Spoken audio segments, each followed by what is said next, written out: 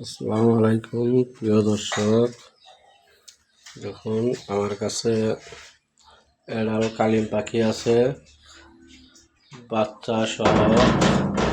বাচ্চা সহ ঘুষি ডিম আছে, সাথে রানিং 2 জোড়া কালিম পাখি আছে। কেউ যদি নিতে আগ্রহী থাকেন যোগাযোগ করতে পারেন।